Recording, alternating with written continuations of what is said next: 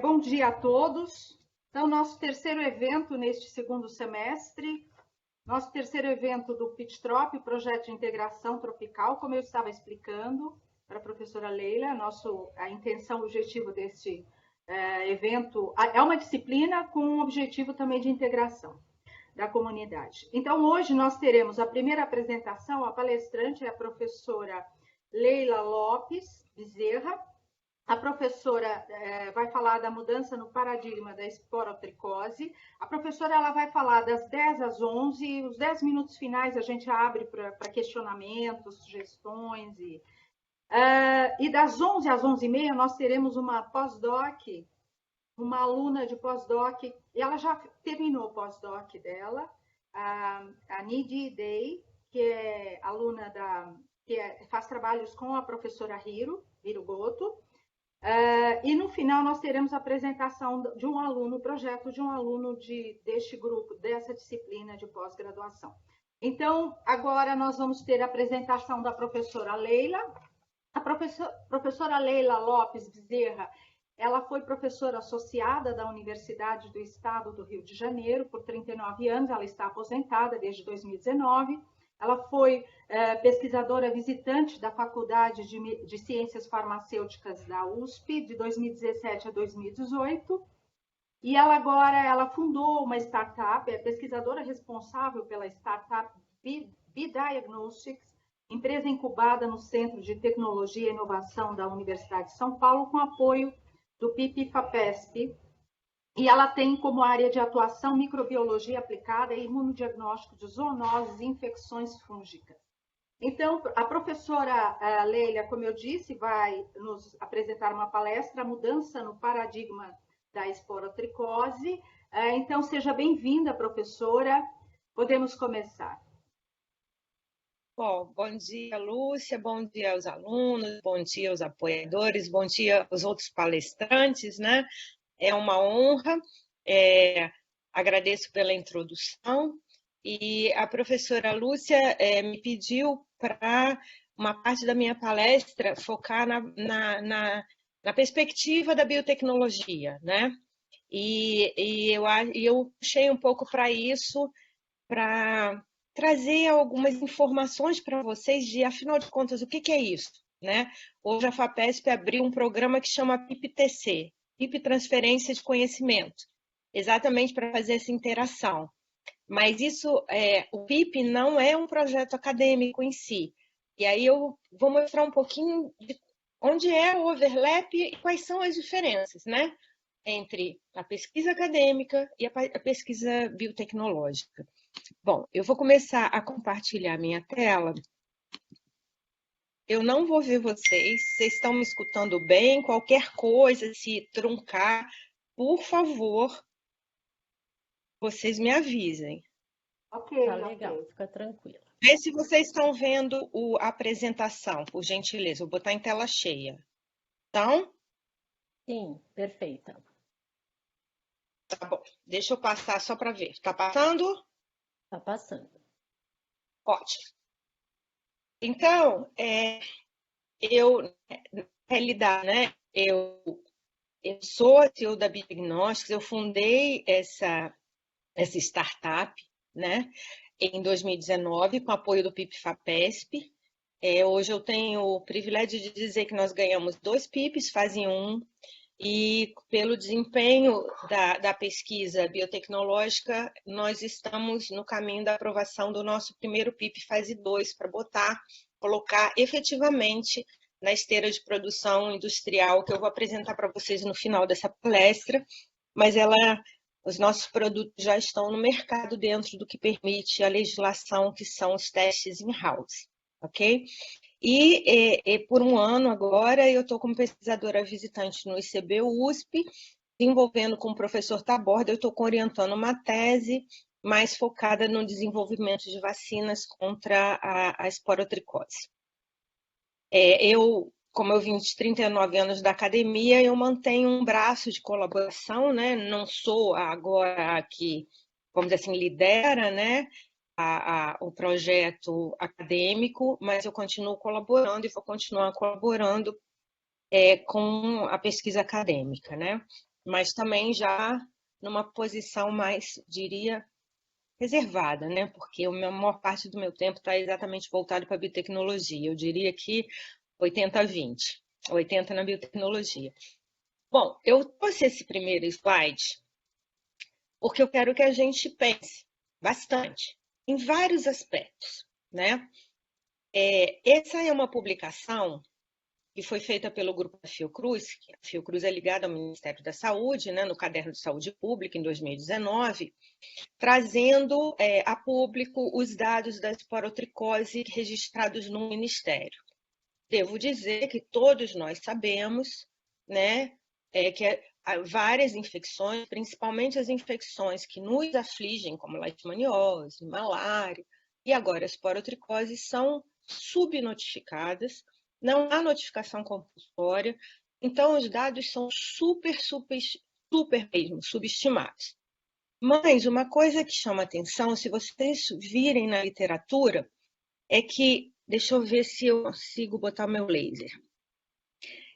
Se vocês olharem na literatura anterior ao surto do Rio de Janeiro, começou a ser notificado em 98, né, na literatura científica, não se falava em esporotricose, jamais em tempo algum, era impensável na região Nordeste e na região Norte. Vejam aqui que praticamente todos os estados da federação têm casos notificados no Ministério da Saúde. Isso primeiro já e isso daqui são hospitalizações. Então, primeira mudança de paradigma. Cuidado, muito cuidado ao ler a literatura, mesmo a atual, e eu vejo erros até hoje. Acabou de ter uma notícia em Pernambuco dizendo surto de esporotricose, causado pelo Sporotrix-Schenck. Não é Sporotrix-Schenck. A esporotricose ela tem um nome só, mas a infecção causada pelo Sporotrix-Schenck é uma doença de implantação, de curso benigno, facilmente tratável, que nunca teve uma importância epidemiológica mundial. A esporotricose no Brasil é uma doença causada por uma espécie nova, só foi descrita em 2017, consolidada depois de 2010, né? Referendada em 2016, ou seja, ontem, e que não guarda completamente correlação clínica com a esporotricose clássica. Mesmo os papers do surto do Rio de Janeiro, antes da descoberta dessa nova espécie, relacionam a epidemia Sporotrix-Schenck. Cuidado ao ler a literatura. Tenham em mente que vocês precisam ter a história. E é um pouquinho dessa história que eu vou trazer para isso ficar muito claro. Porque ainda hoje a gente vê na mídia, até em papers, uma confusão danada de que espécie a gente está falando quando a gente fala de esporotricose no Brasil. Okay? E a outra coisa, por isso, hospitalizações. Então, a gente não está falando do Sporotrix-Schenck, um fungo de baixa virulência, uma infecção de caráter benigno, uma micose de implantação. Não. A gente está falando de uma outra coisa e tem muitos pontos de interrogação. Muitos pontos de interrogação. Eu vou trazer alguns deles, mas não vou ter tempo, obviamente, em 1 hora de abordar todos. Então, aqui, para situar, o Sporotrix-Schenck, como único agente etiológico da esporotricose, foi assim denominado desde a descoberta da doença em 1898 até 2007, ou seja, por mais de um século.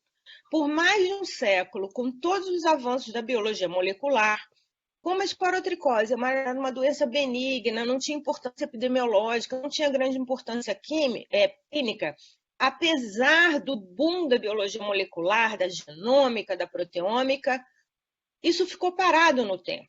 Então, só existia um agente etiológico, o Sporotrix-Schenck. Muito bem. Inclusive, tem uma grande contribuição do Lutz, mas vocês podem me provocar nas perguntas, porque eu não vou ter tempo de falar agora com detalhe. Eu tenho uma revisão publicada em 2018 que eu abordo a contribuição do Lutz. Se vocês tiverem interesse, eu compartilho com vocês. Vamos para cá. Quando começou o surto do Rio de Janeiro, eu gosto de pontuar uma pessoa que ninguém cita, mas foi muito fundamental, a professora Marta Lazera da Fiocruz, né, esposa do professor Bodovan, que era um grande micologista também como ela, infelizmente perdeu esse ano para a Covid-19, o professor Bodo. Professora Márcia Lazera, a pedido do Dr. Guarro na Espanha, enviou alguns dos isolados brasileiros.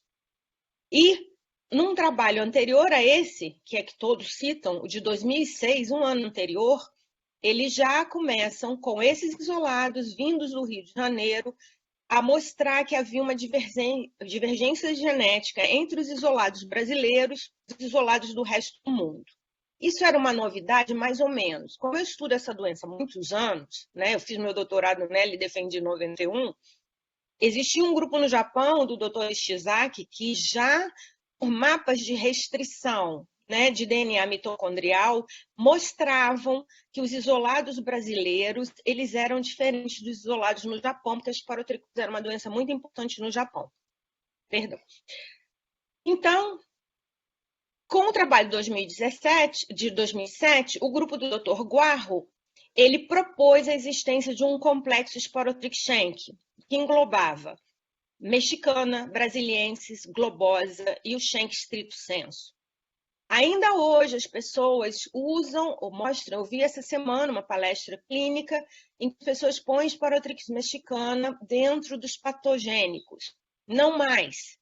Então, por favor, utilizem essa referência de 2016, que é do grupo da África do Sul, e essa é a referência correta hoje. Não existe um complexo, né? Já existem várias espécies dentro do gênero Sporotrix, vários complexos, inclusive a pálida, que no trabalho original de 2007 estava como dentro do complexo patogênico, e hoje o correto é dizer que existe um clado patogênico. Esse clado patogênico, essa figura é do trabalho do professor De Beer, englobam 4 espécies patogênicas e 3 com grande importância epidemiológica. Sporotrix Schenck stricto sensu, não precisa mais usar stricto sensu, porque é do clado patogênico. Sporotrix brasiliensis e Sporotrix globosa. Essas são as espécies que causam esporotricose e têm importância clínico-epidemiológica. Dito isso, eu vou mais à frente mostrar a distribuição mundial dessas espécies, ok? Elas têm uma distribuição geográfica, né? Muito marcada hoje. Com o tempo, eu acredito, tirando Sporotrix Schenck, que é cosmopolita, globose e brasiliensis, elas têm como nicho brasiliensis. Antes o Brasil, agora eu diria América do Sul, porque já migrou a doença para a Argentina fortemente, e globosa, Ásia e alguns países da América do Sul, como a Venezuela, por exemplo. Tá? Então, globosa, no maior número de casos é na Ásia, mas ela tem presença nos países da América do Sul, e o brasiliense, que o nome já diz, porque foi a espécie descoberta relativa ao surto no Brasil. A outra questão que eu quero marcar, muito importante, se vocês guardarem essas duas coisas, eu vou ficar feliz. A diferença de uma sapronose para uma zoonose. O Sporotrix SPP, ou seja, os fungos do gênero são dimórficos. Todo mundo assim, é termodimórfico. Eu não uso mais essa terminologia, embora a temperatura seja um fator muito importante no dimorfismo. Mas outras coisas causam essa transição dimórfica. O que é transição dimórfica? Ele pode ser cultivado a 25 graus ou a forma saprofítica no meio ambiente, a forma miceliana, que está aqui, com hifas e alinas e com esses conidióforos, esses conídeos, na forma de margarida ou flor, né? Então, até hoje eu não vi distinção entre Schenck, brasiliense e globosa, todos apresentam praticamente a mesma morfologia. Eu já publiquei isso também num trabalho na PLOS ONE, se vocês tiverem interesse, eu passo a referência. E a outra coisa é a forma semelhante à levedura, que é encontrada nas lesões né, por causa da temperatura corpórea, o homem 37 graus, os felinos 38 a 39, a temperatura média corporal de um felino, e essa forma parasitária que foi descoberta pelo Dr. Adolfo Lutz. Classicamente nos livros vocês veem essa figura aqui, ó, essa forma alongada, né, unicelular semelhante a um charuto. Esta é a morfologia que a gente observa para o Sporotrix schenck. Esta não é a morfologia observada para os Sporotrix brasilienses, eu vou mostrar mais adiante. Então, cuidado de buscar em pacientes infectados pelos Sporotrix brasilienses, em histopatologia, uma forma semelhante ao charuto. Raramente vocês vão encontrar, tá? Então, essa é outra mudança de paradigma. Essa é uma lesão de um felino e existia pelo menos, né, uma cultura de que na transmissão zoonótica gato-homem por arranhadura ou mordedura era levedura que era inoculada. Isso é uma possibilidade? É, porque já existe um trabalho do grupo da UF mostrando uma grande quantidade de leveduras na cavidade oral. Porém, nas garras não é bem assim. Por quê? Já existe uma grande contaminação ambiental, né? O número de felinos mortos e enterrados e não cremados ou incinerados é de milhares. Então, a contaminação ambiental já é enorme e hoje não é mais uma epidemia, mas é uma hiperendemia zoonótica no Brasil, maior da literatura mundial. Então, a doença é endêmica, já está no ambiente, e aqui o conceito de One Health cai como uma luva. Ambiente, animal, homem.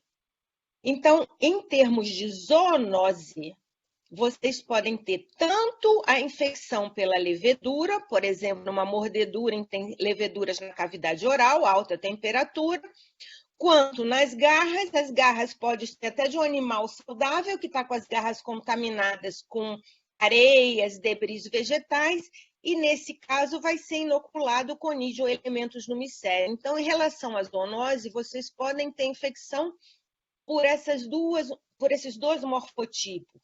E já existe na literatura trabalhos mostrando que em modelo animal o conídeo é menos virulento que a levedura. Então, aí já dá uma complicação em formas clínicas. E a velha doença das rosas, que é uma sapronose, e jamais associada à Sporotrix schenck globosa. Nossa, Leila botou schenck aqui na zoonose? Já vou esclarecer isso. Por conta desses múltiplos fatores e do perfil de virulência dessas espécies que é distinto, elas não são completamente semelhantes do ponto de vista biológico e às vezes nem morfológico, como eu já mencionei, a questão da levedura do brasiliense por schenck, tem um painel de formas clínicas humanas, né? E hoje, cada vez mais, a gente observa a forma ocular, disseminada múltipla, não necessariamente, veja, não necessariamente associado a um imunocomprometimento, embora, por exemplo, um indivíduo HIV positivo tenha mais predisposição a ter as formas mais graves, e meningite, formas osteoarticulares e ainda mais raramente as formas pulmonares. Eu não sei se é tão rara ou, de novo, passa desapercebido o diagnóstico. A esporotricose não é incluída na rotina clínica como uma doença, como deveria hoje, que esteja no olhar clínico, vamos dizer assim, né? Porque, de novo, nem tudo é tão clássico quando está nos livros textos, não mais. Isso é só um exemplo, né, disso que eu estou falando. Esse foi um paciente lá da UERJ. Esse era um paciente HIV positivo. Ele chegava numa lesão da pele, da perna, a gente conseguia ver o osso, né, de tão abrasiva que era a lesão profunda. No entanto, esse também foi um paciente da UERJ e ele era imunocompetente. Ele teve que fazer, depois de 19 anos, tratando com anfotericina B e itraconazol, reconstituição cirúrgica da face, né? E já nessa época, né, o teste sorológico que eu vou falar mais adiante da empresa, que foi totalmente modificado, mas com antígeno que eu usava nos estudos acadêmicos, a gente acompanhou esse paciente até a cura dele, e foram 19 meses de tratamento. Então, a gente não está falando de uma doença de implantação benigna, muito menos no felino. Esse é um quadro muito comum nos felinos, e existem quadros em que jamais um veterinário suspeita ou põe de cara na triagem a esporotricose. Ainda hoje, por incrível que pareça, com mais de 20 anos de surto, ainda há muito desconhecimento sobre a doença, sobre o agente que a causa, sobre a capacidade de virulência desse agente e sobre as formas clínicas. Por exemplo, nenhuma lesão e o que eles chamam de nariz de palhaço, ela acetomifação, que é absolutamente similar a uma criptococose felina, que é absolutamente similar, ao carcinoma. Ou uma forma desse tipo, né, em que você tem essas pápulas, mas você não tem úlceras. Então, existe uma dificuldade diagnóstica clínica, sim, né? Para vocês terem ideia do que é não olhar para uma doença negligenciada ou considerar uma infecção fúngica como uma doença benigna, não, está tudo certo. E aqui eu pontuo que houve uma negligência absoluta do sistema de saúde nacional e estadual, porque olhem aqui, de 90 a 2000, a doença estava presente no Rio de Janeiro, São Paulo e Rio Grande do Sul. Nesses estados já haviam relatos na literatura anteriores, aumentou o número de casos, teve o surto epidêmico no Rio, e olhem o que aconteceu de 2001 a 2016. Nada foi feito, uma doença benigna, não mata, não hospitaliza, está tudo certo. E olha o que aconteceu, toda a região sul-sudeste tomada, um número de casos no Rio de Janeiro absurdo, e São Paulo começa a se pintar mais vermelho. O avanço foi tão absurdo que, depois que toda a região sul-sudeste estava tomada, em 3 anos, olha a cor, Pará, São Paulo, Rio Grande do Sul, Janeiro preto, e a doença já migra para o Nordeste. Muito bem. Vou pontuar uma coisa antes de retornar nesse aspecto, né, epidemiológico, para a gente encerrar. 2 coisas que eu quero chamar a atenção. A esporotricose felina não é uma novidade descrita no Brasil, nunca foi. Tá? Existem casos descritos em vários continentes, vários países. Vem aqui 62 casos nos Estados Unidos. No entanto, o que é distinto? Todos esses casos relatados fora do Brasil estão relacionados à espécie Sporotrichschenck. Há relatos de transmissão gato-homem, principalmente literatura recente na Malásia. No entanto, a expansão e a transmissão zoonótica é muito baixa. Por quê? Porque a gente está falando desse patógeno. E este patógeno cresce muito mal a temperaturas acima de 37 graus centígrados. Então, não é favorável isso daqui, e eu posso aprofundar essa discussão se alguém me perguntar mais tarde. Então, eu estou falando não de dimorfismo, mas de termotolerância. No entanto, a termotolerância dos Sporotrix brasiliensis é muito mais alta. Isso a gente pode até considerar um fator de virulência. Então, aqui, a Argentina, agora já não é mais um caso, são vários, eu vou mostrar para vocês uma revisão. Antes se achava que era Schenck, aqui a gente está falando de Sporotrix brasiliensis. E já há um relato aqui nos Estados Unidos, ou seja, vai, na medida que volte tudo ao normal, né, e a gente põe aqui as rotas das companhias aéreas, a gente vai ter essa doença se expandindo pelas Américas e depois pelo mundo. Essa é a previsão do que vai acontecer nesse século. Isso saiu uma reportagem do CDC na Scientific American dizendo que os 2 patógenos mais graves em termos de infecções fúngicas desse século são os Sporotrix brasiliensis e a Candida auris. Isso daqui é na Argentina, para vocês verem, bem recente, né, 2020. Olha só o que já está acontecendo em Mar del Plata, olha a expansão da doença. E uma coisa que eu quero chamar a atenção, que é decorrente da falta de notificação humana adequada no Brasil. Lá, como eles estão monitorando de perto, eles veem uma relação de praticamente um caso humano para um caso felino. No Brasil, a gente vê praticamente 10 para 1, e eu acredito que eles estejam corretos. tem alguns lugares do Brasil em que os grupos científicos de epidemiologia têm um olhar mais perto, é 1 para 1, porque a transmissão é do intra ou peridomiciliar. Então, se uma família tem um gato infectado, a tendência é um ou mais de um dos tutores se infectar, mesmo médico veterinário. Uma coisa que eu quero alertar, essa é uma posição minha, né, em relação ao Ministério da Saúde do Brasil agora. Eu assisti uma palestra no começo do ano e que o Ministério da Saúde disse que ia soltar uma nota e que está citada nesse trabalho aqui, de que a esporotricose ia ser uma doença possível, provável ou provada em termos de diagnóstico. Eu chamo isso da cloroquina da esporotricose, tá? Me perdoem a brincadeira, mas é uma brincadeira séria. Por quê? Porque essa é uma classificação que é usada para aspergiloses, para as micoses oportunistas sistêmicas.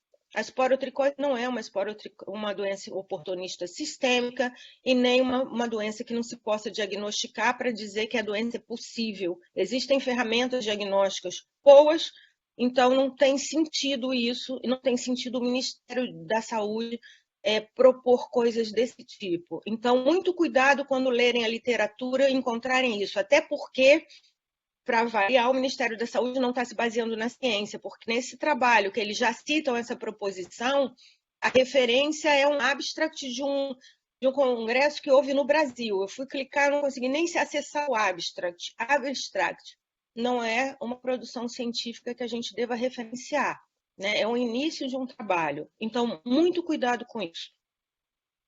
E, para completar isso, né, infelizmente, a pandemia nos deixou uma área cega em 2020 e 2021 sobre a esporotricose, mas um pouco antes do surto do SARS-CoV-2, em agosto, a OPAS já tinha gerado um alerta para os países vizinhos sobre a expansão do Sporotrix brasiliensis, sobre a virulência do Sporotrix brasiliensis e sobre a necessidade das fronteiras serem monitoradas no trânsito de animais. E aí eu me refiro a cães e gatos.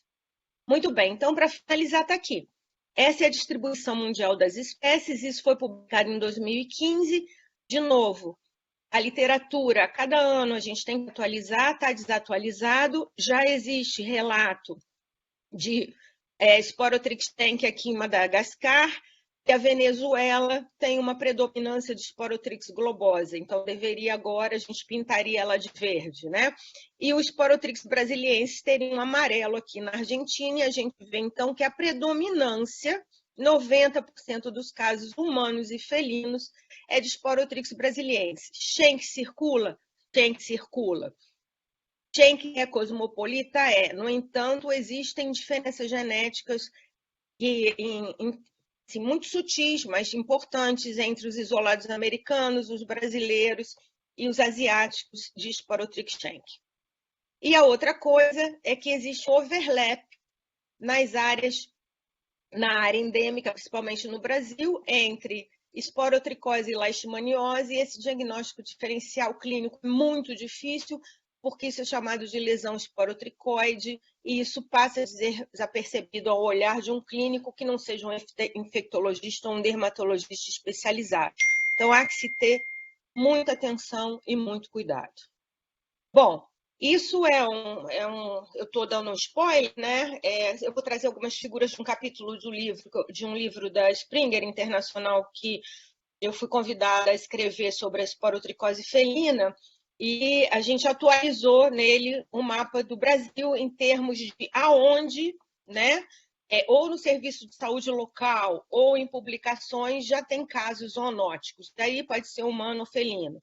Vocês vejam que 22 dos 24, 1, 2, 3, 4, 5 estados, dos 27 estados da federação, 22 já têm relatos de casos. Isso é uma situação gravíssima. Então, pensem, nós estamos em 2021, eu mostrei o mapa de 2016, só aqui estava comprometido. Olha o que aconteceu no Brasil. É uma situação muito grave. E não há uma nota de nenhuma Secretaria de Saúde estadual, raríssimas, ou do Ministério da Saúde. Para vocês terem ideia, São Paulo, Guarulhos tem notificação compulsória. O Rio de Janeiro derrubou a notificação compulsória esse ano. Retroagiu. Então, assim, é uma situação de saúde que, infelizmente, é muito grave. Nesse mesmo capítulo, a gente propôs algumas modificações em algumas figuras clássicas que são usadas no seguinte sentido. Como é que é a transmissão gato-homem, rato, porque a esporotricose foi descrita em rato pelo Adolfo Lutz, de novo, a gente pode discutir isso nas perguntas, no ambiente no homem.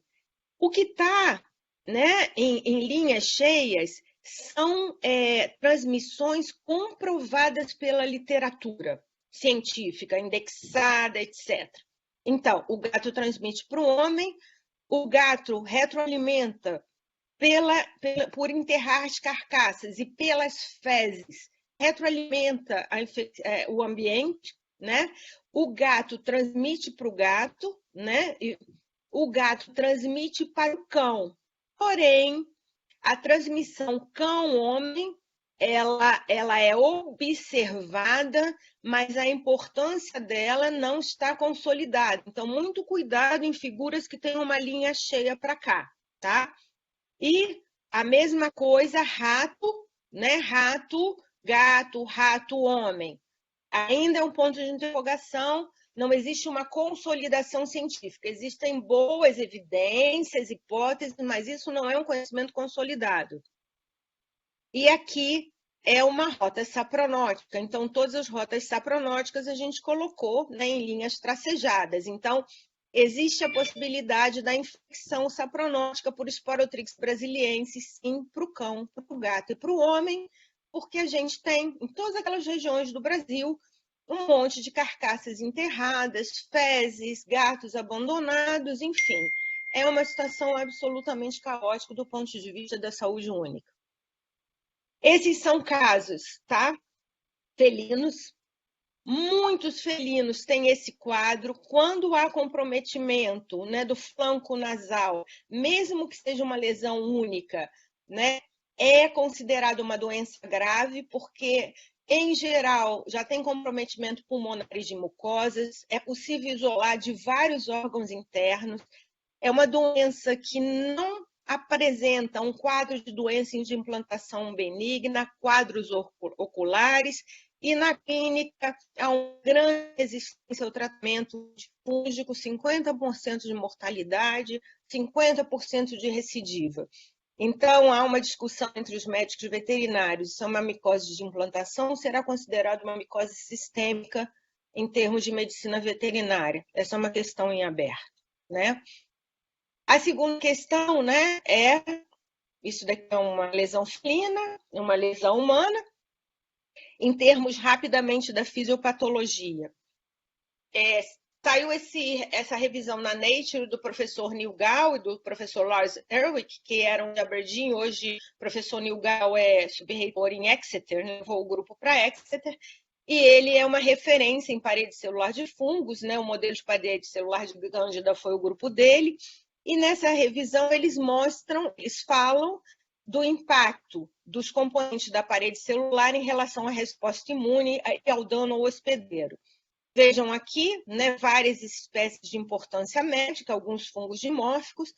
Vejam que, se acompanharem só o cartoon das cores, vão ver que a parede celular é composta por 80% a 90% de açúcares, não são proteínas, ou seja, são epítopos antigênicos de açúcares. Então, a gente está falando de glicobiologia, a gente não está falando de alguma coisa que a gente possa desvendar pela biologia molecular, nem pela proteômica, a gente está falando de glicômica, que é a minha área de especialização, e esses carboidratos, eles têm um grande impacto na resposta imune e têm epítopos antigênicos importantes. Nenhuma desses modelos se encaixava ao Sporotrix, gênero. E aí eu fui fazer um sabático no grupo do professor Neil Gall e a gente publicou em 2018 uma proposta de modelo nova da parede celular para a Sporotrix schenck brasiliensis. Se vocês me acompanharem só nesse cartoon para não complicar, a gente observou que brasilienses têm 30% mais quitina do que Sporotrix shank, tem o dobro do conteúdo de raminose, e o dobro de conteúdo de raminose está relacionado a um componente glicopeptídico da parede celular que é chamado de peptídeo raminomanana. Não é uma manoproteína. Cuidado com usar o nome genérico manoproteína. É um corpeptídico, 10 a 15% de proteína, coberto por um polímero de raminose e manose. Tá? A raminose é uma deoximanose. Muito bem. Com isso, eu fiz algumas microscopias eletrônicas e essas fibrilas, essa proposta veio daqui, olha. A parede celular estrito senso de quitina e beta-glucana está aqui. Tem 400 nanômetros, são essas fibrilas externas, que são esse componente glicopeptídico e mais. Ele interconecta as células de levedura. Com isso, a gente observou nesse trabalho que por conta dessas fibrilas, o brasiliensis, vejam aqui como a levedura é redondinha, olha, não tem cigar shaped, tá? Ela forma um biofilme-like. Isso pode ser apenas uma das explicações da resistência ao tratamento com itraconazol, embora seja a única droga de escolha. Mas nos casos mais graves, tem que haver conjugação com anfotericina B, porque senão o prognóstico do paciente é muito ruim. Só rapidamente, para trazer a novidade, essa é uma revisão de 2018, mostrando, então, como eu falei, a parede celular dos fungos ela é doce. E quem são os receptores nas células do hospedeiro? São as C-type lectins, ou seja, são os receptores que reconhecem carboidrato. Digo aqui, receptor de manose, dectina 1, dectina 2, que é familiar a vocês. E aí vocês observam que aqui, nessa revisão muito interessante, que eles fizeram um cartãozinho para cada espécie. E vocês vejam que por Sporotrix só havia sido descrita a dectina 1. Por que todo mundo diz que tem manoproteína e parece que é tudo igual e cada um reconhece um receptor? Que não são manoproteínas, não são estruturalmente iguais, exatamente como eu mencionei na revisão lá da Nature. E ainda para complicar, hoje a gente sabe que existem receptores solúveis, como a pentraxina 3 e a mandose binding lectin. E aí a gente acabou de ser aceito, antes de ontem, o trabalho que eu também desenvolvi lá em Aberdeen, como paralelo na Frontiers Immunology, em que a gente prova que a peptídeo raminomanana purificada, né, é uma nova PAMP que não tinha sido descrita no reino fúngico. A gente prova que ela liga diretamente a CD11B, que é o componente específico desse dímero aqui, que é o receptor de complemento. Então, a via alternativa e a clássica do complemento são muito importantes na infecção pelos Sporotrix brasiliensis. No entanto, o Sporotrix shank ele só usa via alternativa. Isso tem uma diferença absurda, tanto na produção de L1-beta, quanto de um receptor solúvel, que é a pentraxina 3, e a gente mostra uma colaboração entre o receptor TOL e o CR3. Isso é uma coisa inédita na literatura, que é a descrição da PAMP e a descrição do CR3 como um dos mais importantes receptores na resposta imune contra espécies de Sporotrix. Dito isso, vou para a parte de tecnologia, né? Eu não vou me aprofundar em detalhes técnicos, mas é para despertar isso nos meus 5 minutinhos finais aqui. Qual a importância todo esse painel que eu falei de novidade, de diagnóstico? Onde é que está a biotecnologia, né? Como uma ferramenta importante no diagnóstico e na terapêutica? Muito bem. Eu nem sempre só fiz pesquisa básica. Eu tenho uma característica como pesquisadora, que é eu sempre vou na beira do leito buscar as minhas perguntas. Então, parte da minha pesquisa, na minha vida acadêmica, foi aplicada. Então, eu não só buscava entender os açúcares de superfície na resposta imune, né, na biologia celular, como como antígenos, né? Como biomarcadores. E com isso, né? Eu sempre tive algumas perguntas e hoje elas são ainda mais consolidadas porque um quadro clínico como esse não vai ser de primeira linha um clínico dizer que isso é esporotricose, isso daqui é esporotricose. Como eu mostrei os desafios, a clínica imperativa ela é. Só que a esporotricose, ela, como diz uma médica veterinária numa palestra dela, hoje a esporotricose não tem cara. Uma lesão pequena, única num gato, que pode ser uma ferida de briga, pode ser uma esporotricose. Então, é um desafio clínico muito grande, né? E, em geral, os clínicos usam... Eu tenho mais 5 minutos, Lúcia? A gente começou um pouquinho depois? Não. Tranquilo, Leila. Pode ir, fica à vontade. Tem tempo aqui. Não, 5 minutinhos eu acho que eu termino. Ok, mas você pode, se precisar de 10 minutos, está tudo certo.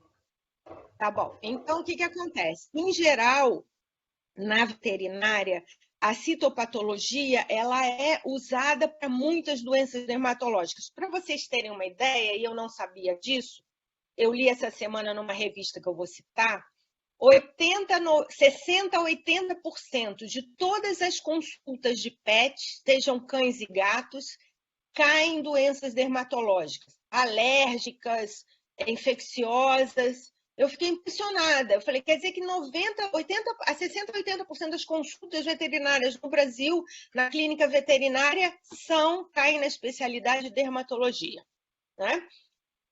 Aí algumas questões. Forma de coleta pode implicar na qualidade da citopatologia.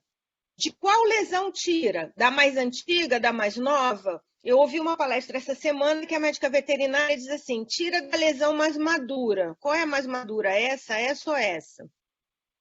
E todo mundo diz assim, eu uso a citopatologia porque é barata. Sim, mas se você fizer citopatologia de várias lesões, já não é mais barato.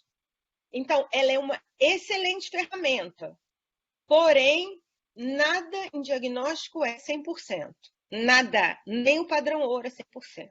Ponham isso sempre na cabeça de vocês. Eu sou uma defensora de painel diagnóstico. E hoje, cada vez mais, existem startups em TI tentando exatamente criar algoritmos para que os médicos tenham uma análise até de indícios de que um paciente pode desenvolver uma doença pelo um conjunto até de imagem de interpretações dos dados diagnósticos. Então, não é, como a gente diz, preto no branco. Às vezes tem uma zona de cinza, né? Então, essas são questões importantes em relação à citopatologia. E aí, eu tinha feito um desafio, mas aí eu vou ter que contar o desafio. Rapidamente, se vocês olharem, né? Isso tudo é rotina, tá? Veterinária. São lâminas de rotina no aumento da rotina. O que é? Quais desses vocês diagnosticariam como esporotricose? Eu vou dar uns segundinhos para vocês olharem, só para chutar aí na mente. A, B, C ou D?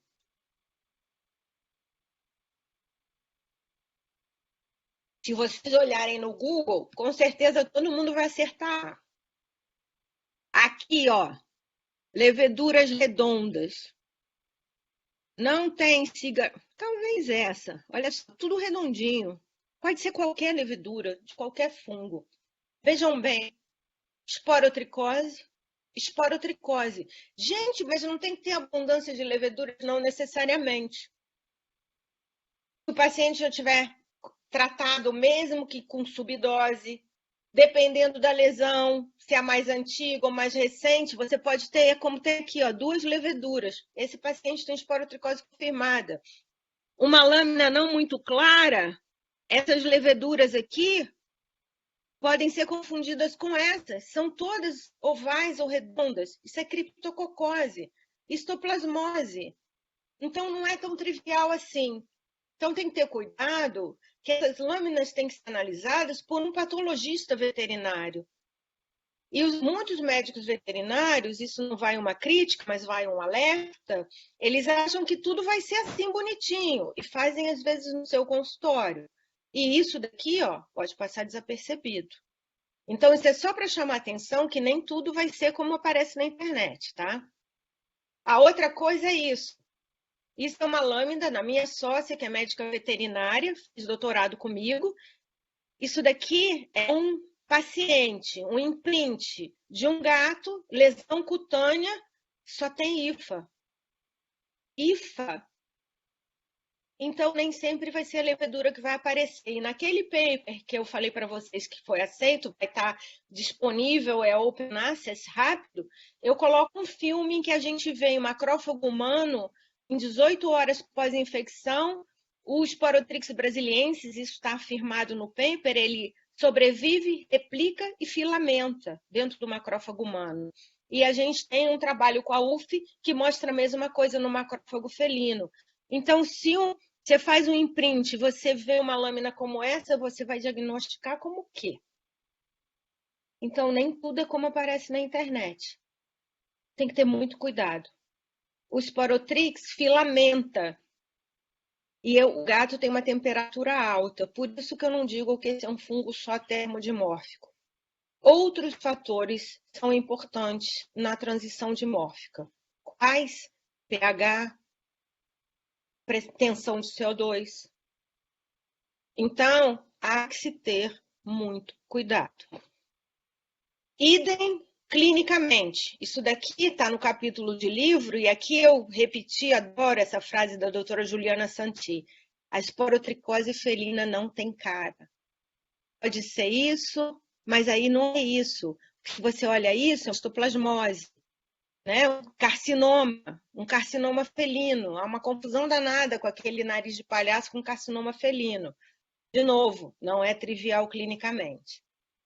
Aí, como é que a gente resolve isso? Com novas ferramentas diagnósticas, com biotecnologia, com técnicas avançadas, com a ponta. E como é que você faz isso? Na universidade? Como é que a gente faz a pesquisa translacional? Ela começa na universidade, mas ela não termina na universidade. Todos os meus trabalhos, tanto no desenvolvimento do ELISA humano quanto felino, eles começaram com parcerias na universidade. Só que não era possível botar isso numa rotina, num laboratório de rotina. Por quê? Na biotecnologia é assim, é essa escala que a gente mede a maturidade tecnológica de uma ferramenta diagnóstica, terapêutica, o que vocês quiserem. E a universidade está aqui, ó, na pesquisa básica. Isso se chama Technology Readiness Levels, TRL. Na universidade, a gente, no máximo, consegue chegar no nível 2. Para botar no mercado, a gente tem que chegar no TRL7, que é o desenvolvimento tecnológico, propriamente disso, e o System Development. Isso daqui, a gente só faz numa startup e numa empresa. E aqui entra o PIP e FAPESP, tá? Então, só para mostrar, esses foram os papers que eu publiquei ainda na minha vida acadêmica, né? Mostrando que o Sporotrix elisa humano tinha uma área sobre a curva muito interessante. De novo, não é 100%, é entre 80% e 90% de sensibilidade. A gente fez com muitos voluntários, fizemos várias aplicações clínicas, desenvolvemos a mesma coisa em paralelo, o mesmo teste para felino, em parceria com a UF. A gente mostra que, além de ser uma ferramenta diagnóstica interessante, que complementa a citologia e a cultura, ela permite o acompanhamento terapêutico. Então, vocês veem o ponto de cutoff, que é 1/400, antes do tratamento, A e B, depois do tratamento, esse gato negativando sorologicamente. Qual é o diferencial dela? Que é a única ferramenta hoje disponível para fazer acompanhamento, monitoramento da resposta terapêutica humana e felina. Isso, com orgulho, eu digo, a citopatologia e a cultura não permitem fazer, porque na medida que você trata isso negativo, automaticamente, por causa da baixa de carga fúngica.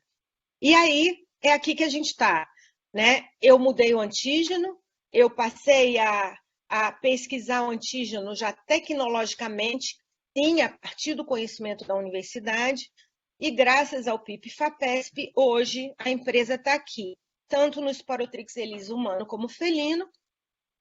No humano, em parceria com o Lean 53, né, que é coordenado pelo professor Gil Bernard, está disponível, inclusive na rede DASA e aí para o HC, né? Já está implantado, foi implantado em julho desse ano, e no felino, vários laboratórios de medicina diagnóstica veterinária no Brasil estão usando. É um kit já industrial, não ganhamos o PIP2 exatamente para avançarmos daqui a aqui, mas já temos parceria com multinacionais e indústrias nacionais para fazer isso. O kit humano provavelmente será lançado no meio do ano que vem e o kit felino no ano seguinte. Com isso, eu criei a Bidiagnósticos, terminando. Se vocês entrarem no site, vocês vão poder ter acesso a essas reportagens, inclusive da FAPESP, e muito orgulhosamente a gente saiu nessa revista. Essa semana eu recebi, e mais orgulhosa fiquei porque a dermatologia já está olhando para a importância dos testes laboratoriais de ponta, né? Então, eles colocam isso e eles citam aqui o nosso teste como um desses testes que traz uma visão mais de ponta no diagnóstico veterinário. Esses são os nossos produtos, o ELISA eu já falei, agora a gente está tentando transpor isso para um teste rápido, né? Acompanhando o conceito de point of care. Lembro que o padrão ouro continua sendo a cultura, isso são testes de triagem diagnóstica. E, por fim, a nossa homepage, se tiverem mais curiosidade, tem uma possibilidade de contato, conversem aí com a gente. E agradecendo os nossos parceiros, eu peço desculpa se eu avancei um pouquinho, mas muita coisa para eu falar, muita coisa eu pulei, e agradeço imensamente pelo convite. Muito obrigada, professora Leila, muito obrigada pela excelente palestra.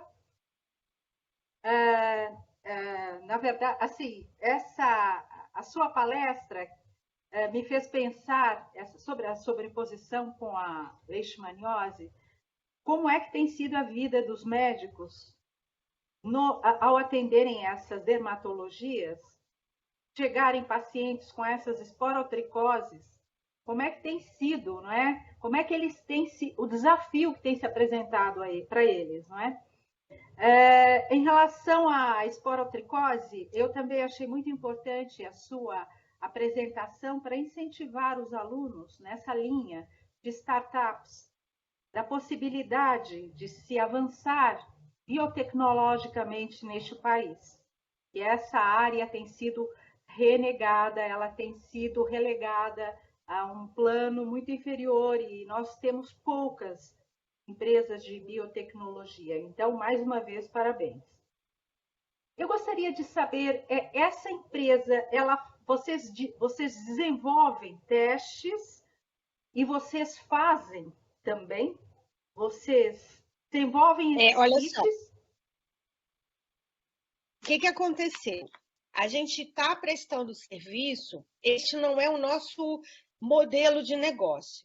Nós estamos prestando serviço porque nesse caminho, isso é uma coisa muito diferente da universidade. A gente precisa ir ao mercado e entender se aquilo que a gente está propondo tem relevância. A sua pergunta é muito importante, porque inovação não é uma ideia.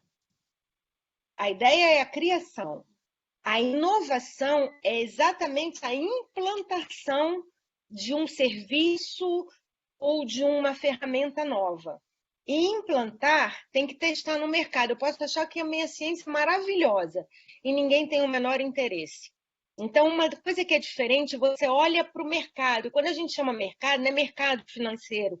É quem vai consumir aquela sua ideia, quem vai consumir aquele seu produto. Ele efetivamente é importante? Então, a gente começou na prestação de serviço para ter esse feedback. E aí o feedback tem sido positivo. A gente teve 500% de aumento de demanda dos testes felinos esse ano. A gente fez a parceria com o Lean 53. A DASA incorporou o nosso teste. Eles usavam um teste americano que custava R$2.000, um teste para esporotricose. O nosso custa 8 vezes menos no mercado, que não é nem que eu cobro 8 vezes menos que isso. Eu cobro ainda mais barato, mas tem toda uma cadeia. Ou seja, saiu muito mais barato para o país, é tão ou melhor eficiente do que o teste que foi criado pelo nosso concorrente americano, e a desimplantou. Então, não é só oportunidade de mercado, é baratear o sistema de saúde brasileiro. Por que a gente vai importar com dólar a quase R$6? Meu Deus do céu, pagar um teste que é baseado num dólar a quase R$6 se a gente tem competência científica no país? Eu acho que a Covid mostrou isso para a gente, por favor. Então, isso é uma coisa importante. A outra que você colocou é... Então, a nossa meta, qual é o objetivo da nossa empresa? E a gente está caminhando para isso. O nosso modelo é produzir a IFA do teste diagnóstico, que é descobrir o antígeno ou trazer um antígeno descoberto por alguém e produzir dentro dos padrões de qualidade que são necessários para a indústria, que não é uma coisa trivial, é diferente da pesquisa acadêmica. Então, a gente ser um produtor certificado de IFA, tanto na Anvisa quanto no MAPA, essa é a nossa meta para daqui a 2 anos, depois que acabar o PIP2, e a gente pode, sim, por demanda, prestar consultoria para prototipar o teste, seja no teste rápido ou no teste de ELISA, e essa prototipagem é transferida para a indústria. Quem produz o kit é a indústria. Então, você tem uma transferência de tecnologia. Essa é toda uma linguagem biotecnológica que a gente não aprende na academia. Então, muito cuidado os alunos que vão para essa área, porque a gente cansa de receber estagiário que aí depois vai embora porque queria fazer o doutorado. Então, ele não quer fazer biotecnologia. Porque a biotecnologia, o próprio PIP não exige que você seja mestre ou doutor. É bom ser mestre ou doutor? Você está mais qualificado. Mas a linguagem biotecnológica é diferente da linguagem acadêmica. Tem vários controles de qualidade, controles de produção, calibração de equipamento, várias coisas que a gente tem a obrigatoriedade de fazer. Então, é um outro conhecimento, tá? E eu recomendo, sim, mas não vai com aquela ideia de que você vai reproduzir a mesma pesquisa, como eu falei, eu fiz coisas na academia, eu tive que mudar tudo para colocar alguma coisa no mercado. Ok. Camila, você quer fazer? Tem uma pergunta aqui que estão fazendo. Você quer que eu leia, Camila? Ou você tem alguma pergunta e você faz junto? Não, eu estava até com o chat aberto para fazer a pergunta, eu queria só comentar que eu achei muito interessante tua aula mesmo, professora. Eu conhecia muito pouco de esporotricose, não que agora eu conheça muito, mas com certeza muito mais com a tua aula. E me fez lembrar de uma moça que meu pai morava no litoral e ela era vizinha dele e cuidava dos gatinhos de rua. E eu lembro que durante 2 meses ela comentou com a gente que estava com pena de um dos gatinhos que estava cheio de ferida. E ela não sabia o que era, tal, então ela sempre lavava a mão depois de cuidar dele, tal, mas bom, resumindo, ela pegou. E o diagnóstico no litoral foi muito difícil. Essa moça sofreu muito, até que um dermatologista apareceu no hospital lá, acho que foi no Ana Costa, mas onde ela ficou internada por 2 dias, com dores horríveis nas feridas, e na hora ele olhou e matou. Falou, isso é esporotricose. E aí ela fez o tratamento e ficou curada. Mas levou muito tempo. E aí eu fiquei pensando, falei, nossa, eu só tinha ouvido falar, né, dessa doença, mas de fato vi que isso acontece. E a doença está aí, como você falou, né? Ela está endêmica e cada vez mais. Então acho que a atenção tem que ser dada de fato de uma maneira agora um pouco até mais incisiva, porque antes não se ouvia tanto falar e agora isso está acontecendo muito mais. E isso tem a ver até com a pergunta que tem aqui, tablet, não sei quem que é, acho que a pessoa colocou aqui, sobre o teste, né, que você falou, em relação à sorologia, como é a reatividade cruzada com amostras de leishmaniose e de outras micoses. E depois o Felipe tem uma pergunta também, tá? Foi ótima pergunta. No PIP Fase 1 FAPESP, a gente colocou isso como uma das metas.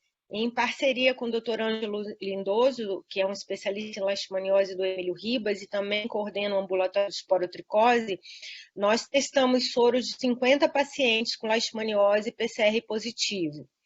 E a gente teve o mesmo nível de reação cruzada que a gente tem no grupo controle, cerca de uns 20%. Então, embora não vou dizer que é excelente, mas é uma boa ferramenta para ajudar o médico a distinguir entre as duas. Distingue sim. O grupo de pacientes com leishmaniose se comportou exatamente como o nosso grupo controle de ígidos, tá? Existe um percentual de reação cruzada. Lembrem que tem açúcares comuns em infecções bacterianas, leishmaniose com fungo, principalmente manose. Então, não ter reação cruzada é quase um milagre, não vai existir teste 100%, mas sim discrimina. O humano, sim. No felino, no animal, a gente ainda não testou. Eu não tive amostra de animal para poder testar, mas no humano eu posso te garantir que distingue sim. De novo, com 80% de eficácia. Obrigada, professora. E o Felipe quer abrir o microfone e fazer sua pergunta? Oi, bom dia. Vocês estão me ouvindo? Sim, sim. Bom, professora Lê, queria agradecer pela palestra, foi muito bacana, acho que é um assunto que choca um pouco a gente. Eu queria fazer uma pergunta, porque assim, sempre que eu penso em esporotricose, eu penso principalmente, hoje em dia a gente vê que tem muito incentivo à adoção de animais de rua, resgate, essas coisas, e eu sempre penso naquela imagem, daquela pessoa indo lá resgatar aquele animal, assim.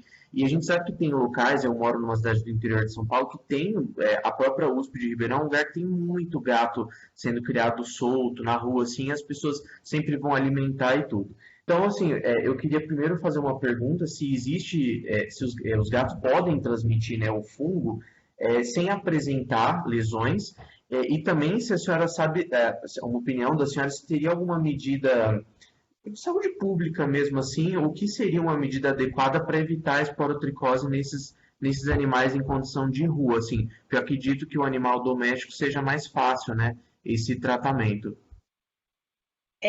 Eu diria que a resposta está na recomendação da OMS. Tem que ter um teste de triagem, né? Porque nas infecções existe um desafio, né? Que é o animal está colonizado, está infectado e está doente. Qual é a diferença, tá? Colonizado, ele pode apresentar o fungo, por exemplo, nas garras, né? E não ter nenhuma lesão, mas ele está transitando num ambiente que está contaminado, tá? Então, ele, nesse caso, seria só transmissor. Tem prova científica disso? Ainda não. É uma hipótese muito provável porque o fungo está na terra, né? Nos debris, ele é um saprófita. Então, é uma possibilidade, principalmente em áreas endêmicas, tá? Isso vai acontecer em todos os lugares que tem gato solto? Não. Mas em áreas endêmicas, onde tem surtos, então tem que fazer um georreferenciamento de casos para o sistema de saúde gerar alertas. Para isso, no que você colocou, não acontecer, em primeiro lugar. Ele está infectado sem sintoma. Pode ser que numa fase do desenvolvimento da doença isso aconteça, tá? Ele é transmissor? Não sei te responder, porque vai depender de ter na cavidade oral. De novo, tem que ter um teste de triagem, tá? Por isso que a gente está desenvolvendo o teste rápido, porque a gente acha que ele é um teste de triagem que não é caro, é barato, pode ser usado em qualquer lugar do país, mesmo nas regiões mais ermas, né? Que é aquele testinho da fitinha, né? Então, a gente está desenvolvendo nesse sentido, como uma ferramenta de triagem até epidemiológica. E tem formas clínicas que não têm lesão, como aquela que eu te falei do nariz de palhaço. Então, ele pode estar doente e o que a gente vê é que ele espirra muito, né? Ele fica com dificuldade de respirar e não tem lesão. E aí, na secreção, pode ter. Isso quer dizer que todo gato de rua vai estar assim? Não. Mas quer dizer que o sistema de saúde tem que triar. O que está acontecendo é que as pessoas, como muitas comunidades pobres, usam gato para controle de rato, vê que o gato está machucado, doente, eles estão abandonando os animais. E aí um colega do CCZ do Espírito Santo diz assim, o que a gente faz? Eu falei, olha, já é para ter esse alerta de saúde pública há muito tempo, o Ministério da Saúde devia estar alerta para isso há muito tempo. Então, eu não tenho a resposta mágica, Felipe. Não adotar também não é a maneira, né? Abandonar só vai piorar a situação da saúde pública. Tem que ter teste de triagem, né? E aí a cultura é considerada padrão ouro, mas não vai dar positiva nesses animais, né? Por isso a gente está desenvolvendo teste rápido. tem que ter teste de triagem, pelo menos de triagem, e tem que tratar quando der positivo, porque não tem problema tratar. A doença tem tratamento. Quanto antes diagnosticar, melhor o prognóstico do felino, né? Acho que zoonose, assim, ainda mais quando é uma doença negligenciada, é muito complexo o tema. Mas muito obrigado mesmo assim. É Bom, complexo. então, Camila, então, encerramos aqui essa parte, não é? Isso. Então, bem, como nós não temos mais perguntas aqui, gostaríamos de agradecer à professora Leila pela excelente palestra, por ter chamado a atenção para uma questão muito importante, não é? E em relação à importância da biotecnologia, fiquei muito feliz em saber a diferença de preço do que vocês oferecem, algo feito no Brasil. Acho que eu sou muito nacionalista. Bom, acho Eu também que é sou. isso. Sou extremamente. Então, assim, muito obrigada pela sua palestra. Então, agora vamos dar continuidade, apresentando, então... Sim, Lúcia, só professora, uma coisa. pode falar.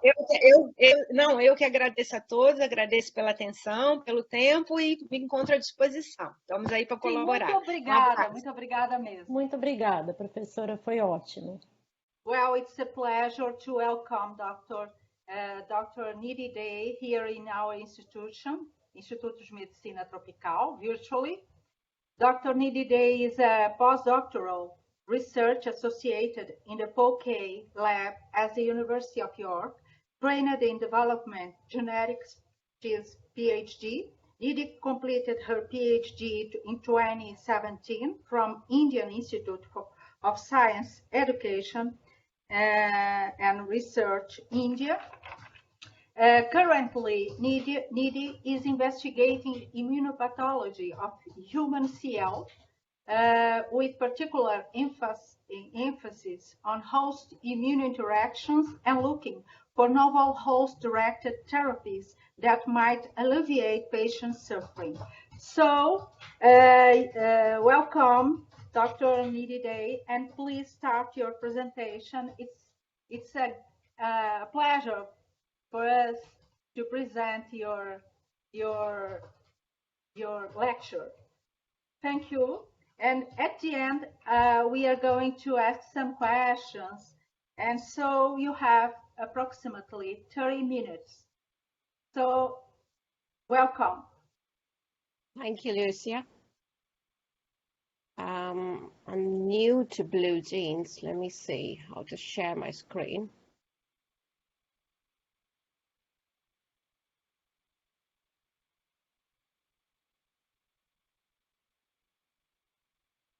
Right, are you able to see it? Yes, it's okay.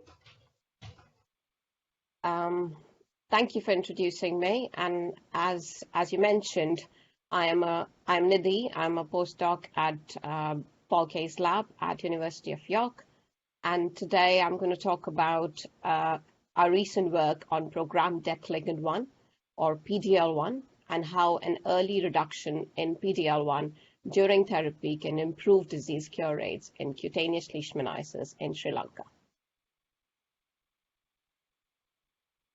Leishmaniasis is a parasitic disease which is transmitted by the bite of a female sandfly.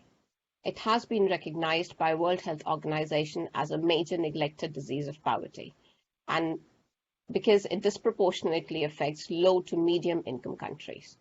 Annually, about 150 million people in 98 countries worldwide are affected, and it manifests in two different forms. The visceral form, which is systemic disease, it claims nearly 20,000 to 40,000 deaths per annum if left untreated. And the tegumentary leishmaniasis, which I'm going to talk more about, it affects the quality of life, especially young adults and females. Although cutaneous leishmaniasis is not life-threatening, but it can have devastating effects on local communities. It can cause disfiguring skin lesions that can leave lifelong scars and lead to severe social stigma, especially for women and children.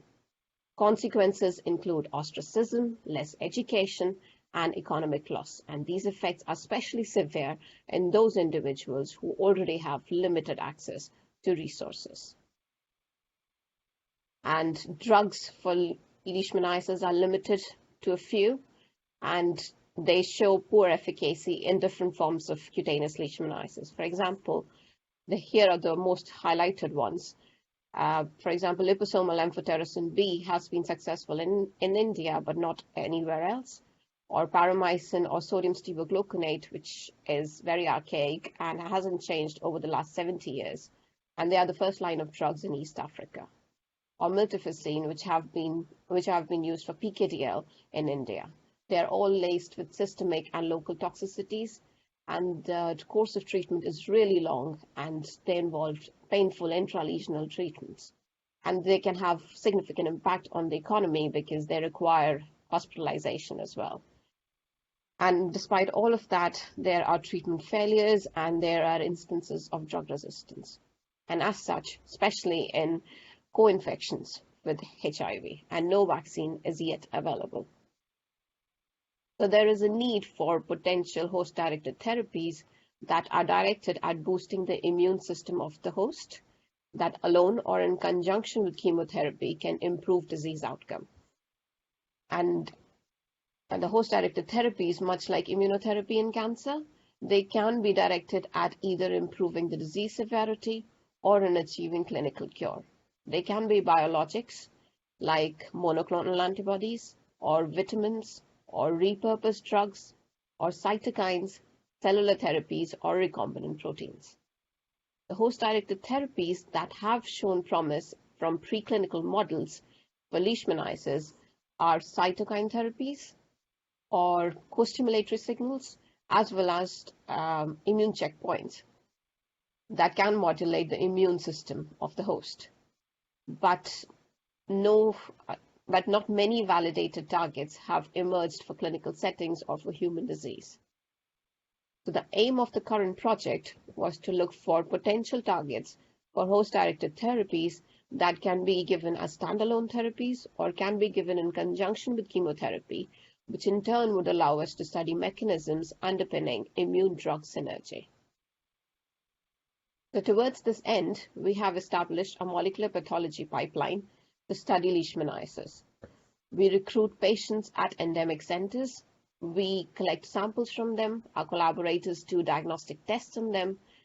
And from the blood, we then extract RNA to look at systemic immune signatures using RNA-seq.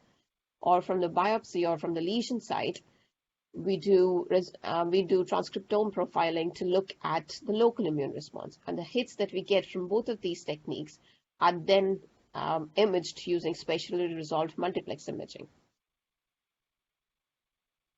And all of the hits that we get are then looked at single cell level using conventional immunohistochemistry or detecting parasites using single molecule RNA FISH, followed by whole tissue imaging and feeding these images through single cell image analysis softwares like StrataQuest.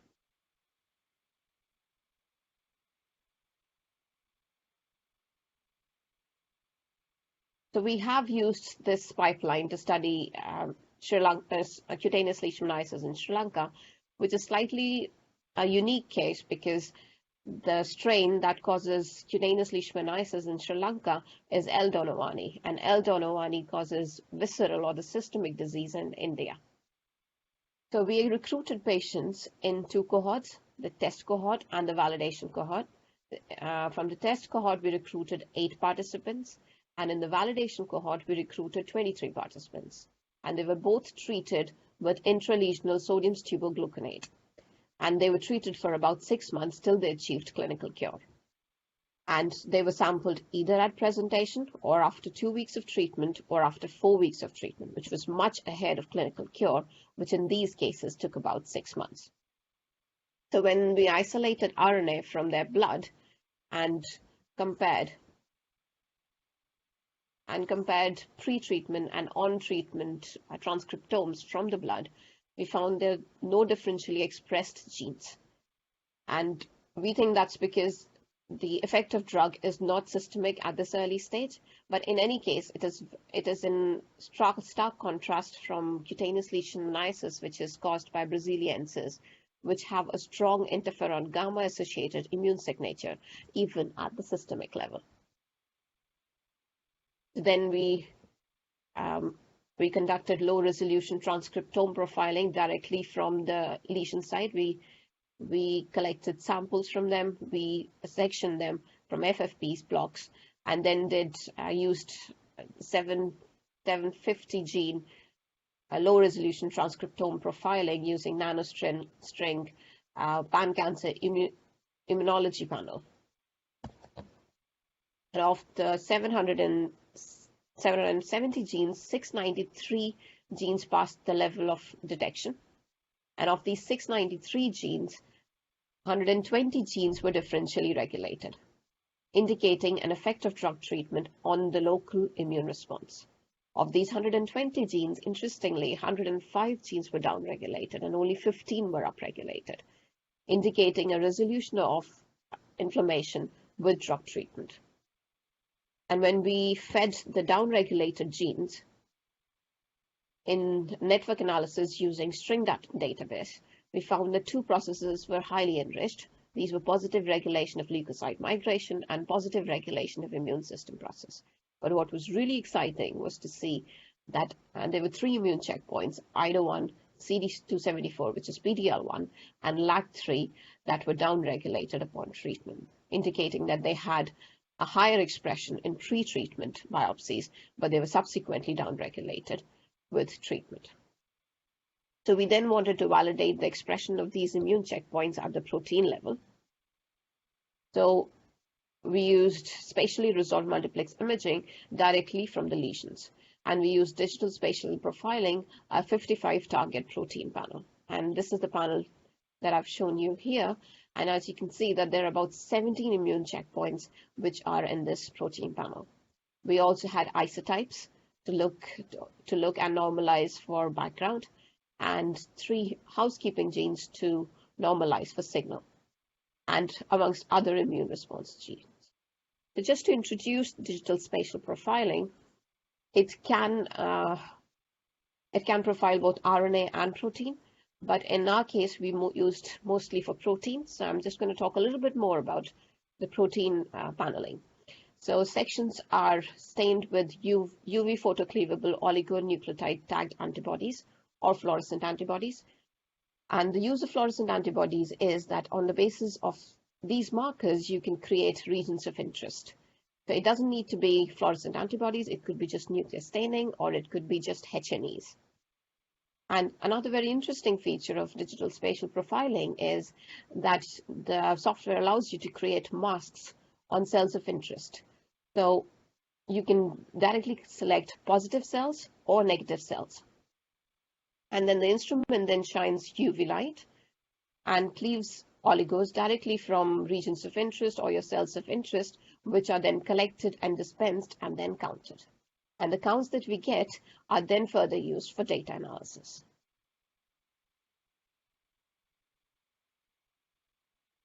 And the slide here shows our ROI strategy. We created regions of interest on macrophages and T-cell rich areas. And the macrophages here are marked by CD68, which is shown in green, and T cells, which are marked by CD3, which is shown in pink. And if you look at the digital counts for CD68 and CD3 in this ROI, they correlate really well with what we see visually in the ROI. So these are the representative tissue sections from pre-treatment and on treatment, and we did 3 patients, and 12 ROIs were created on the dermis areas, which were high in CD3 and CD68. And 1 ROI was created outside of the section to account for non-specific binding.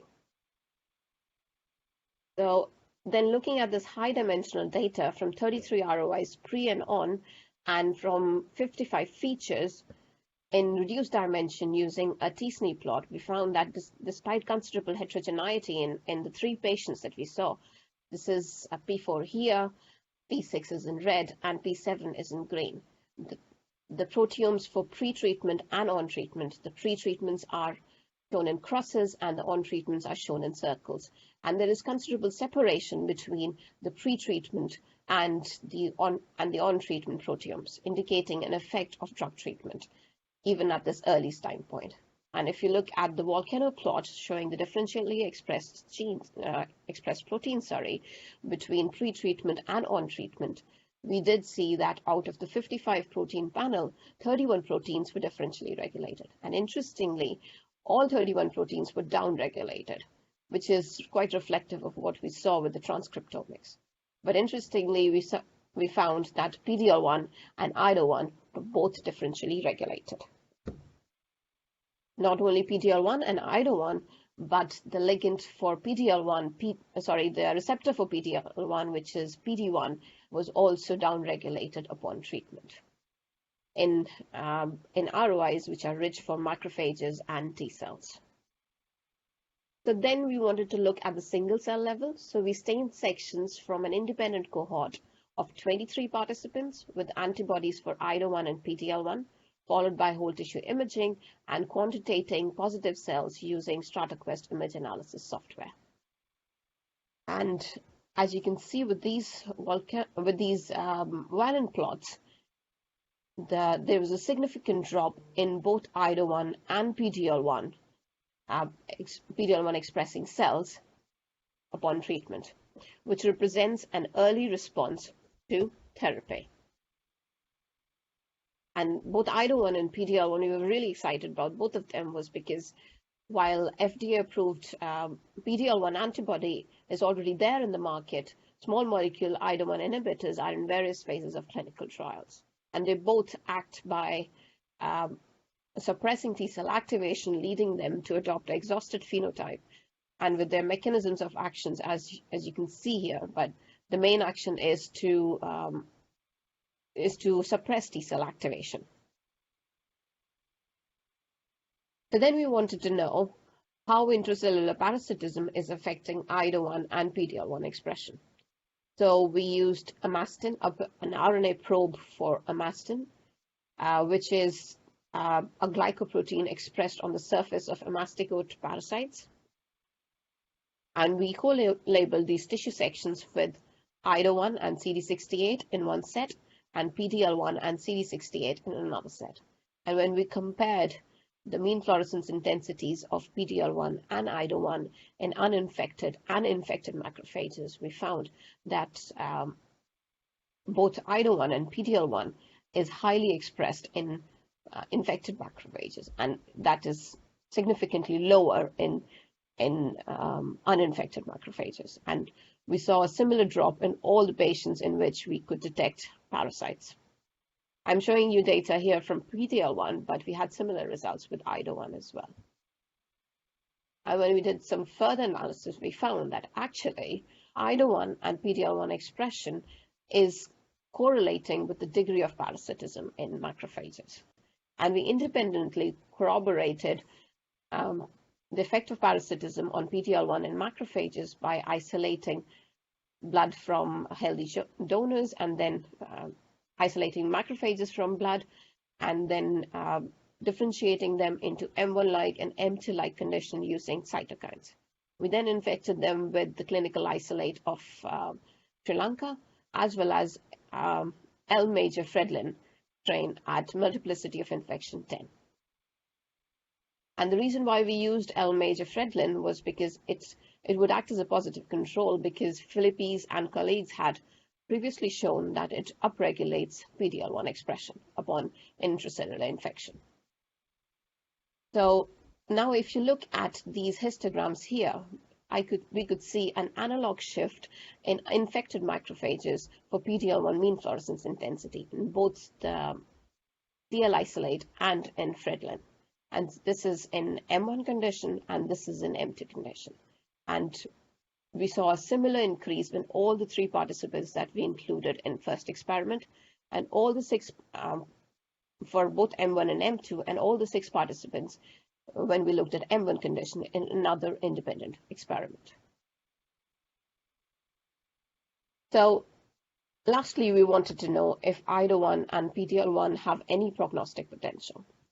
So we stratified the patients on the basis of IDO1 prion ratio or total IDO1 expression at 4 weeks.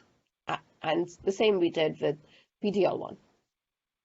And we saw that while IDO1 prion ratio or on-treatment IDO1 expression did not correlate with disease cure rates, we did see that patients which had the maximum reduction in PD-L1 at 4 weeks were curing earlier, and those patients that still had PD-L1 expression at 4 weeks were curing later.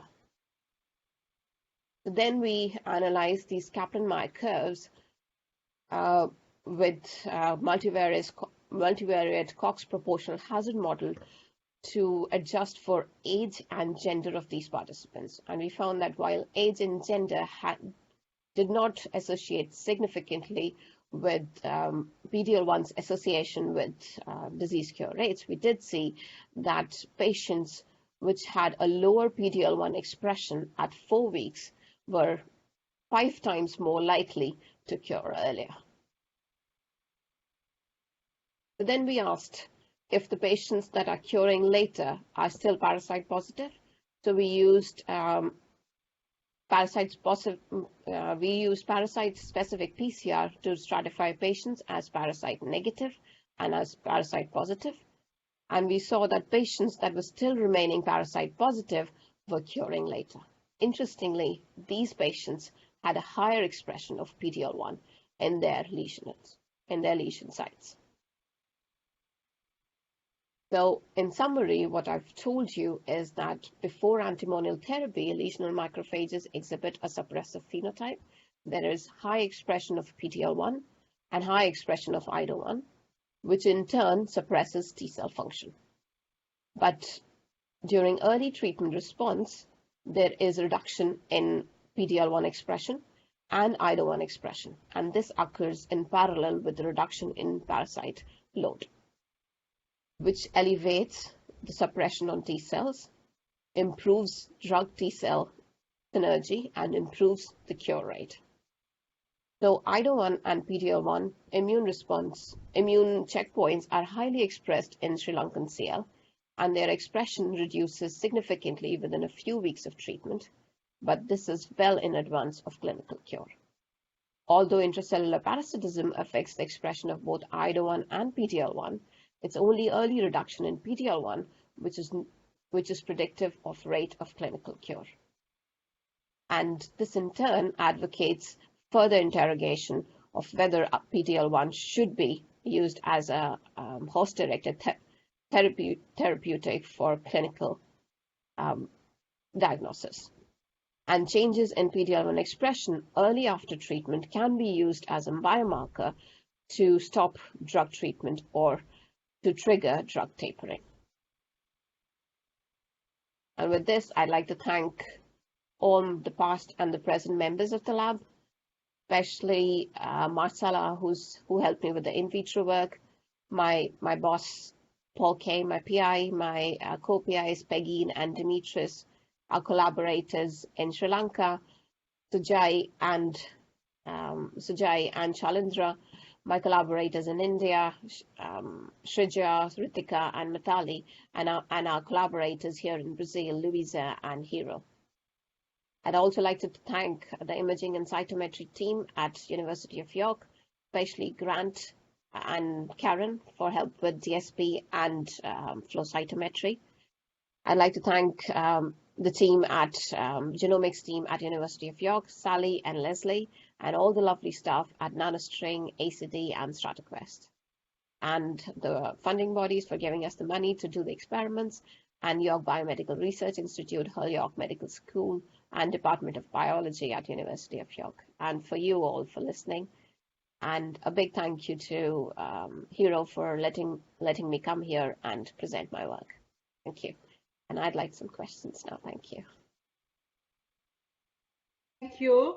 It's a pleasure to watch your presentation. Thank you, Dr. Nidhi Dey. And I would like to say people that they can make questions. And so I would like to ask one thing about Leishmania. Why Leishmania donovani caused visceral in India, in cutaneous in Sri Lanka? Why happened this difference? So we don't know that yet. The easiest answer would be we don't know that yet, but there are studies ongoing, and I think there's a difference in the zymodeme. The zymodeme that causes VL in India is slightly different than the zymodeme that causes CL in Sri Lanka. But yes, there are. It's very interesting that why it causes. Yeah, and that's why a lot of people are trying to understand why this is happening. And about to treat is usually you use only antimonials and not amphotericin. You don't use the amphotericin there. No, it's not necessary. No, in Sri Lanka, the first line of drugs are sodium stipogluconate, and that's what they have been given. So they were given intralesional injections till the entire lesion was flooded with the drug, and they were given till they could see flattening of the edges, which was about 6 months. So yeah, it's a really long time. Yes. So I would like to say, someone can ask a question. Yes, he wants to make some comments on this lecture. Thank you, Day, for your lecture. And I think Hiro can open your microphone and talk. Hey, thank you very much, Inidi, for your talk. Excellent talk. And I think it would be very interesting for our students to show the different clinical presentation of leishmaniasis caused by Leishmania donovani, and also this technological approach that is not familiar with, I think, most of us. The comment that I want to do is that I had Angelo and me to go to a seminar in Sri Lanka, and we had the opportunity to visit a place where it's endemic in this cutaneous lesions. We saw many patients there, and it's very interesting because the lesion characteristics is quite different from what we see here in Brazil. And the lesion size is small compared to our cutaneous lesions here in Brazil. It's small, but talking to the doctor in the area, it seems very resistant for the treatment. So the treatment takes a long time for this. So this approach to this possibility to develop some immunotherapy would be very interesting in this sense. And in addition to that, we are involved in the project FAPESP temático in a joint center of partnership in leishmaniasis with research from University of York. And in this project, we are running this similar project with samples from Brazil. Leishmania, cutaneous leishmaniasis caused by Leishmania brasiliensis and Leishmania guianensis. And also, Luis already had a period of treatment and worked together with Inidi. So I hope you get soon some good results. And thank you again for the good presentation. Thank you. It was a pleasure. So, thank you.